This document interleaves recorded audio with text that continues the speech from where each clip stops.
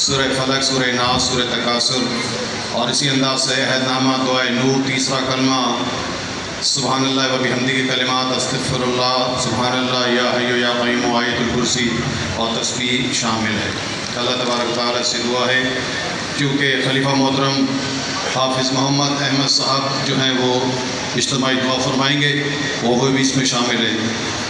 ان سب سے بڑھ کر الحمدللہ آپ سب نے اس پہ ماشاءاللہ، سبحان اللہ، الحمدللہ کے کلمات کہنے ہیں۔ اس عظیم شخصیت کو جسے دنیا ولی کامل، فقیر کامل اور ملنگ بابا کے نام سے پکارتی ہے، اور جسے ہم اکثر یہاں کہا کرتے ہیں اپنی تقریر کے آغاز میں کہ ملنگ بابا نے خود یہ اشعار کو منتخب فرمایا کہ جس طرح ہم خراج تحسین پیش کرتے ہوئے پیش کیا جاتا ہے۔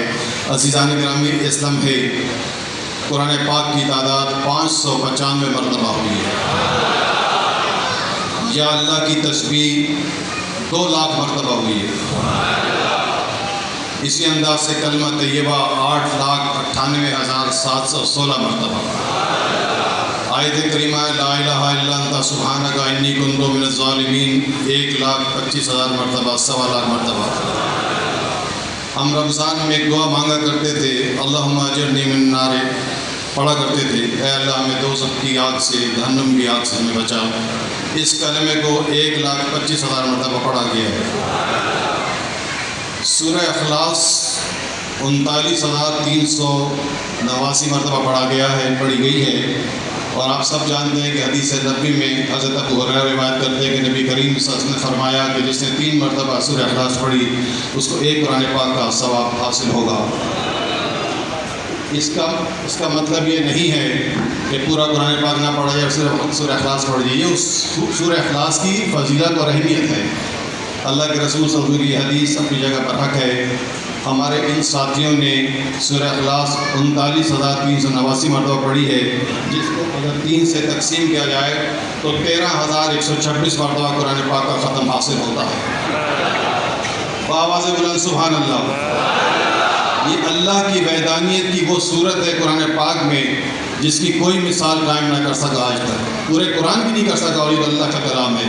اسی انداز سے عزیزان گرامی درود شریف کے بارے میں ہے کہ یہ کل تعداد اس میں جو نبی کریم صلی اللہ علیہ وسلم پر پیش کیا گیا، اور یہ سلسلے کی جانب سے 46,64,100 مرتبہ، 46,64,100 مرتبہ۔ اور اس کے ساتھ ساتھ کراچی کا ایک بہت بڑا علاقہ ہے جسے اورنگی ٹاؤن کہتے ہیں۔ آپ نے اخبارات، خبروں میں، ٹی وی پہ سنا ہوگا، دنیا بھر کے NGOs پروجیکٹ وہاں کام کر رہے ہیں۔ یہاں پہ بھی حضرت ملنگ بابا کے مریدین عقیدت وہاں سے تشریف لائے ہیں۔